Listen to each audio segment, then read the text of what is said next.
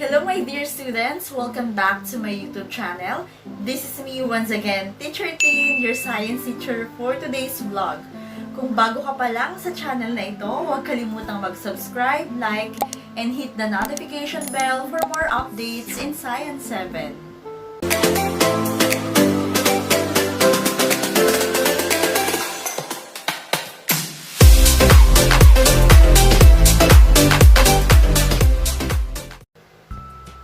Hello guys! Hello my dear students! Heto na naman tayo sa panibagong vlog at panibagong lesson sa Science 7. Noong nakaraang lesson vlog natin, pinag-usapan natin ang tungkol sa cell at you concluded that cell is the basic unit of life.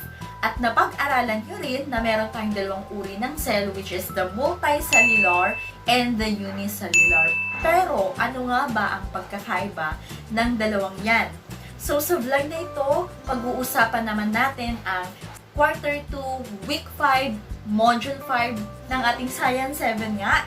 And for today's lesson vlog, we're going to discuss about differentiating asexual from sexual reproduction. So, bago tayo magpatuloy, kung bago ka pa lang sa channel na ito, huwag kalimutang mag-subscribe, like, and hit the notification bell for more updates in Science 7. Like what we've tackled, there are two types of cells, the multicellular and the unicellular. When we say multicellular cells, it composed of many cells. Kaya nga di ba sinabing multi, it means many. So multicellular cells and animals are made up of cells, are made up of tissues and organs. But when we say unicellular cell, it means single cell. Iisa lang yan. Kaya nga, uni, parang kumbaga sa Tagalog, una, uno. Ang uno ay isa lang. So that is single cells. Ano yung mga examples ng unicellular cells? Kagaya na lang ng fungi at saka ng mga protists. Example yan ng unicellular cells. These are also examples of what we call microorganisms. Yung microorganisms, hindi natin to kayang silipin o kayang tingnan gamit lang ang ating mga mata. Nakikita natin ang mga microorganisms na to using microscope. Sino sa inyo ang mahilig sa Delight? O kaya naman sa Yakult? These are examples of probiotic drinks. At alam nyo ba na yung mga probiotic drinks na yan, ang common ingredients dyan ay yung tinatawag natin na lactobacilli. At itong probiotic drinks, napaka-popular na yan nowadays. Kagaya ko na mahilig sa Yakult. So, ano ang meron dito? Yung tinatawag natin na lactobacilli, which is one of the active ingredients of these probiotic drinks. Ito po ay isang uri ng microorganisms na very helpful pagdating sa digestion. Kaya nga di ba sabi sa commercial, we can take one Yakult everyday para everyday, okay, ay, Yakult, baka naman. Hindi lang itong lactobacilli, yung microorganisms na helpful sa atin. Meron pang mga microorganisms that are very helpful, kagaya na lang ng yeast. Yan yung mga nakikita natin na nilalagay nila sa mga tinapay o kaya naman sa fermentation. And aside from that, meron din tayong phytoplankton, which is food for marine life. And we also have the nitrogen-fixing bacteria, which can enrich the nutrient and nitrogen fixation in soil. Pero, meron ding mga microorganisms na hindi helpful sa ating environment at hindi helpful sa atin. Ito yung mga dangerous at harmful microorganisms. Kagaya na lang ng Escherichia coli or the E. coli. Ito na nga. This is the bacterium that gives us gastrointestinal illness. Napaka-harmful ng mga algal bloom na to na they gives off toxic chemicals or yung red tide na nagpo-produce ng harmful effects sa mga fishes, sa mga shellfish at saka sa marine life and animals. Ito nakikita nyo na athlete's foot o yung alipunga. Yan po ay fungal infection na makikita natin sa ating mga paa na harmful din. And it's also an example of microorganism. Harmful microorganism. Marami pang mga harmful na protozoans. Ano pa ang examples nito? May mga tinatawag tayong amoeba. This amoeba which cause amoebiasis and amoebic dysentery in human beings. Kagaya na lang nito, Giardia intestinalis na nagkokos ng gargiasis. Did I pronounce it correctly? Okay, or yung intestinal disease. And meron din tayo ditong Plasmodium vivax that causes malaria. Itong mga nabanggit nating harmful microorganisms, sila yung dinidescribe as submicroscopic infectious agent. So, kumbaga, talagang nakaka-apekto or naaapektuhan nila yung mga living organisms, living things, including bacteria. And its only function is to reproduce by replicating itself inside the host cell, and the host cell will perish. And always remember that this virus offspring invades a new host and the cycle continues. Ito yung rason kung bakit napaka-harmful ng mga microorganisms na to. At sabi nga natin, itong mga microorganisms na to, ang bibilis nilang dumami. So, mabilis na dumami hindi lang sa dami nila, kundi sa sizes at saka syempre sa structure. Pero ang tanong, paano nga ba sila nagre-reproduce? Paano sila dumadami? Paano sila nagpapadami? So, in what way nga ba na itong mga microorganisms at saka yung iba pang organisms ay paano ba sila nagmumultiply? So, meron tayong tinatawag na reproduction. And I know, familiar naman kayo kung ano yung reproduction, di ba? So, when we say reproduction, it's the process where the offspring or yung new organisms na nga was created by the parent or parents. So, paano? Ang reproduction, meron tayong two ways. Okay? Or meron tayong two types of reproduction. What are those? So, we have the asexual reproduction and the other one is sexual reproduction. So, what is the difference between asexual reproduction and sexual reproduction? So, when we say asexual reproduction, it only involves one parent. So, wala tayong tinatawag na gametes. So, pag sinabing gametes, ito yung sex cells. Walang female, walang male cells. So, pag nag-reproduce sila, yung offspring, they are genetically identical to their parent. Kung ano yung itsura ng parent, yun na rin yung magiging itsura ng kanilang offspring. Pero, pag sinabi naman nating sexual reproduction, ito yung meron ng, kumbaga mag-partner yung kanilang parent. So, sa sexual reproduction, it involves two parents. Okay? And syempre, meron tayong gametes. Merong gametes dito which can be produced from one male parent and of course one female parent. Kumbaga merong female sex cells at merong male sex cells. And of course, iba ito sa asexual kasi pagdating sa sexual reproduction, the offspring are genetically different from the parents. Okay, meron tayong iba't ibang uri ng asexual reproduction. Unahin muna natin ang asexual bago tayo mag-sexual reproduction. So, una dyan, meron tayong tinatawag na binary fission. So, anong meron sa binary fission?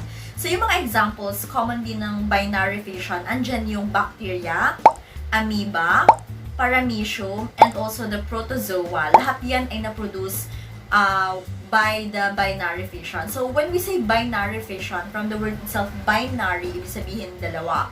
Sa binary fission, it's an asexual reproduction wherein yung single parent na-divide siya into two.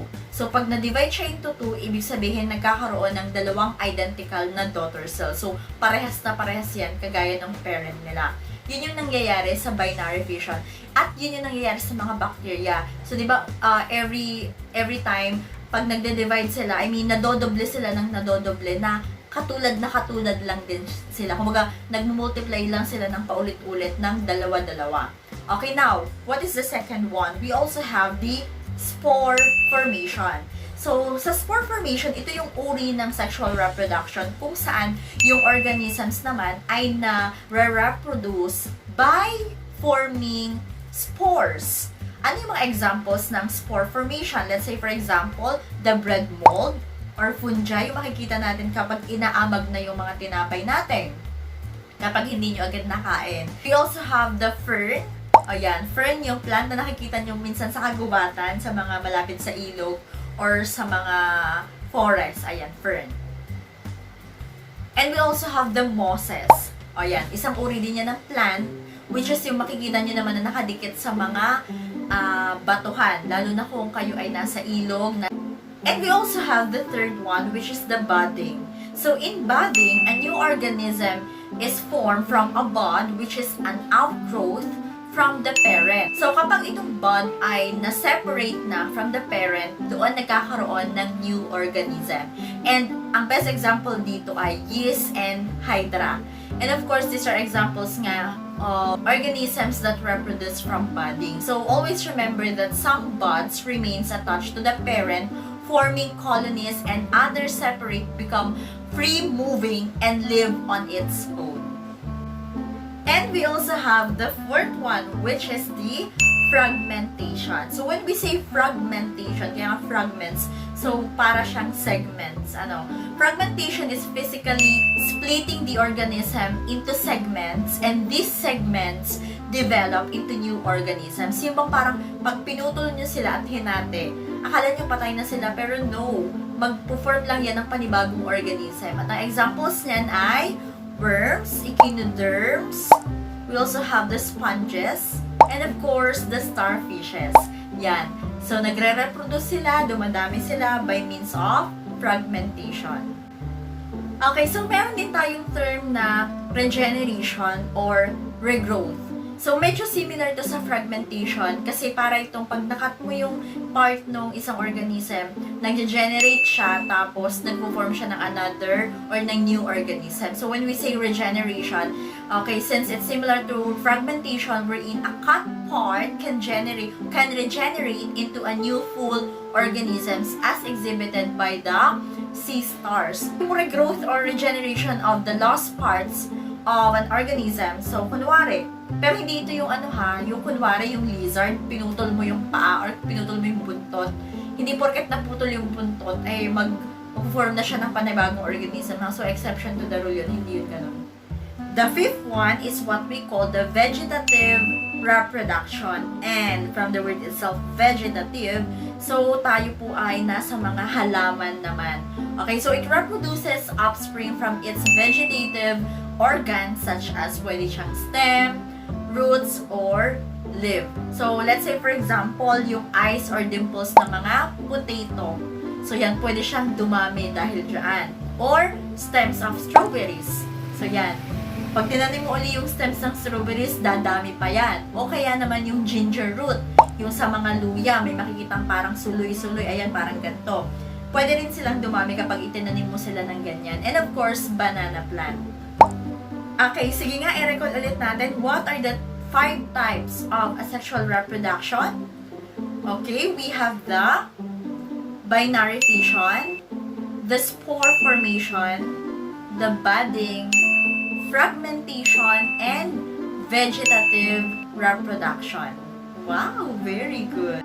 Now, let's talk about sexual reproduction. Of course, yung sexual reproduction, that is very different from the asexual reproduction. Sabi nga natin kanina, kung sa asexual reproduction, hindi na kinakailangan ng gametes to reproduce. Sa sexual reproduction, kinakailangan dito ng gametes. Kasi sa sexual reproduction, it needs 2 organisms to reproduce or to multiply. We need a male and a female to reproduce. Okay. And, ano examples niyan? Yan yung sa mga animals na at kahit sa human, hindi naman tayo kagaya ng mga halaman na kapag pinutol mo yung braso mo, ay magpo-form siya ng panibagong organism. Hindi ganon. Okay, so let us have the animals. So, among animals, the male produces sperm cells and the female produces the egg cells. At ang tawag doon yung gametes. Gametes, yan po yung female and male sex cells. Okay, and then kapag yung mga gametes na to, yung egg cell at saka yung sperm cell ay nag-unite, ang tawag sa process na to ay fertilization. At kapag yung egg cell na to ay na-fertilize from fertilization, ang tawag natin dito ay zygote at ito ang resulta ng fertilization process. Yung zygote na to, magkukontinue yan hanggang siya ay maging embryo at pag naging embryo siya naman, siya ay magkukontinue hanggang mag-matured ito hanggang ipanganak na yung nabuong organism. At meron din tayong tinatawag na internal fertilization. So, yung internal fertilization, nangyayari ito at nagaganap ito kapag yung fertilization ay nangyari na sa loob ng katawan ng isang babae.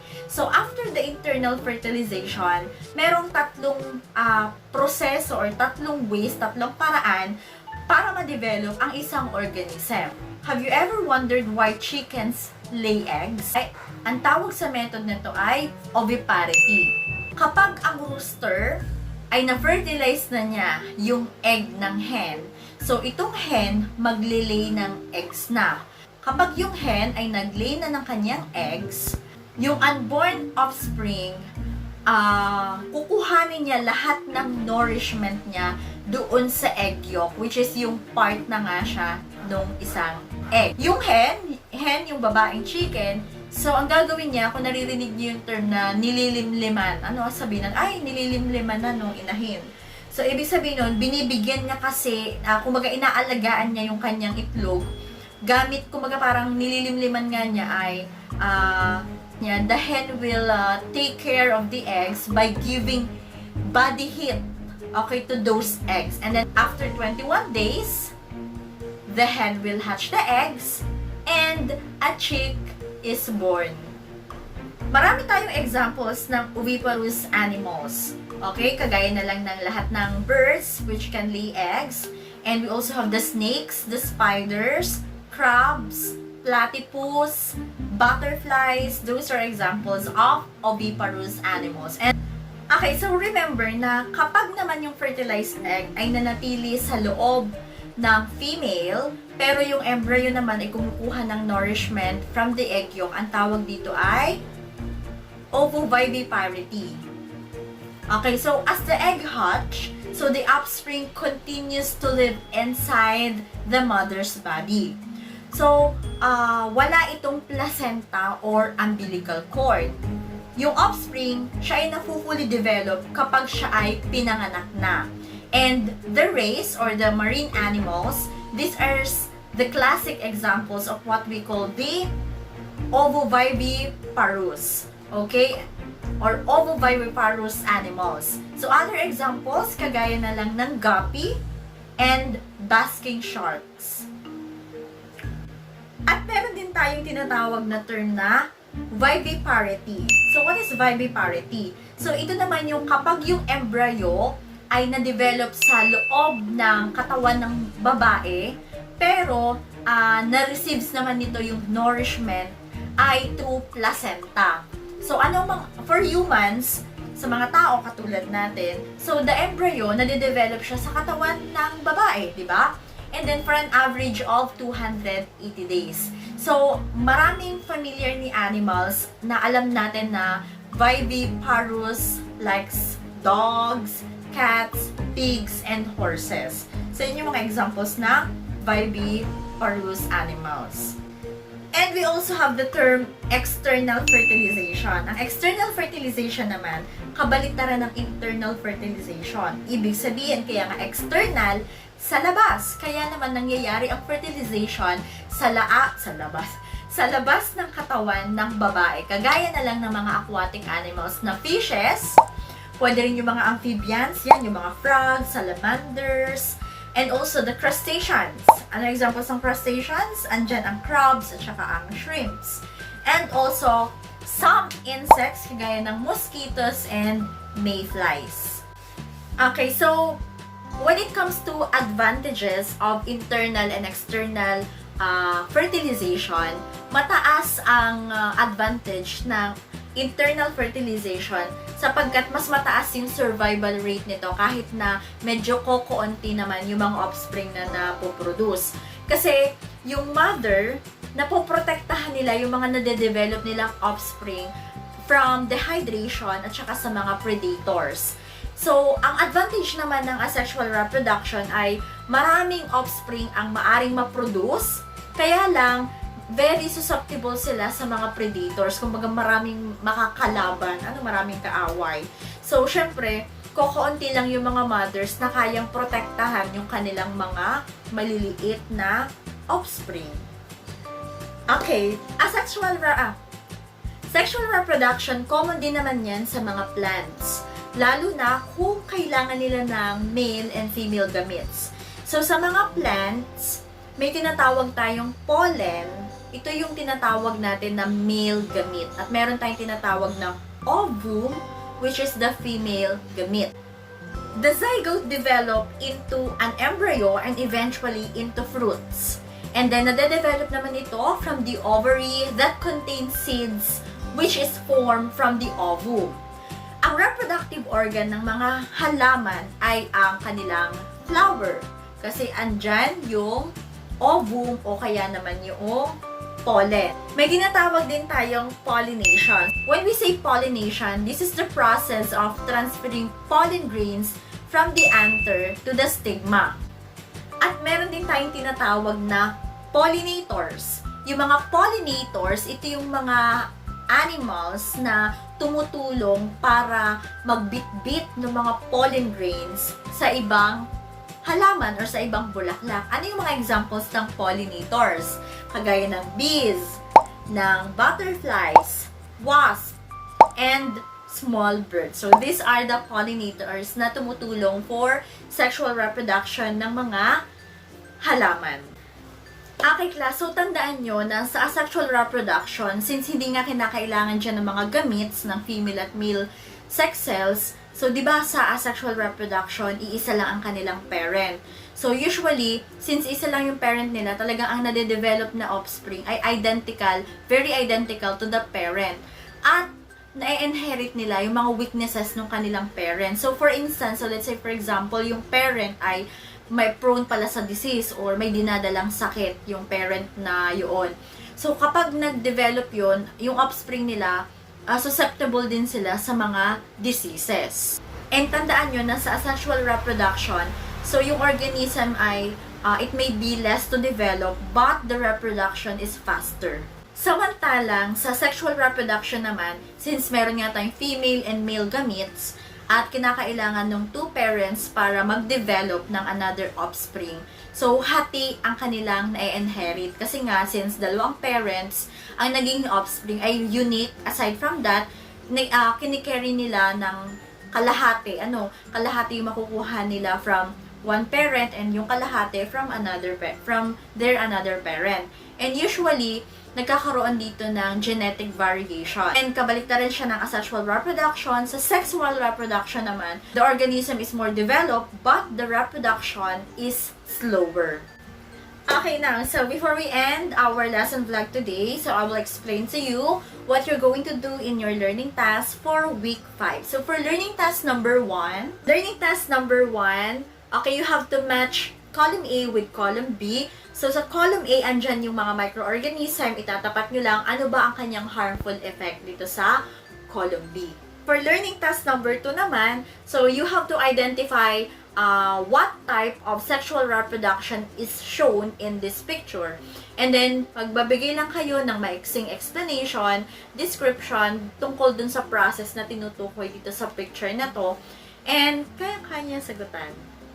For learning task number 5, so you have to complete the steps in sexual reproduction in animal and plants by arranging the words on the diagram. So meron dyan dalawa, kita nyo naman dun sa letter A, animal sexual reproduction. So meron dyan mga arrow, at meron dyan sa box sa baba, pipili lang kayo doon ng mga words na ilalagay nyo doon sa parang pinaka-flowchart. And sa letter B naman, plant sexual reproduction. So pipili din kayo doon sa mga boxes, sa choices dun sa boxes, tapos ilalagay nyo rin din para makabuo kayo ng flowchart. At kung nakinig kayo sa ating lesson vlog, napakadali na nito para sa inyo. And for learning task number 6, yan, kayo ay gagawa ng experimentation nila. Mag-i-investigate naman kayo dito. So, kailangan nyo nang basahin yung procedure para malaman nyo kung ano ba ang mangyayari dyan sa inyong task. And for learning task number 7, you have to make a comic strip of your favorite character that explain the advantages and disadvantages of sexual and asexual reproduction. So imagine if you were able to split and form a clone of yourself. Yan. So ano kaya ang magiging advantage and disadvantage nito? So kaya-kaya nyo yan. This is the end of our lesson vlog for week 5, module 5 of your Science 7. And for our next lesson vlog, we are going to discuss week 6 to 8, that is factors affecting living organism and non-living organism. So I think since itong last topic natin ay from weeks 6 to 8, so magkakaroon tayo na 3 parts para sa ating next lesson. So again, this is the end of our lesson vlog. I hope you learned something from this vlog. This is me once again, Teacher Tin, your science teacher for today's vlog. If you're new to this channel, don't forget to subscribe, like, and hit the notification bell for more updates in Science 7. Bye! Oy, nag-subscribe ka na ba? Kung hindi pa, ay pindutin ang notification bell, subscribe button para updated ka sa mas marami pang vlog tungkol sa ating lessons. Bye! Thank you!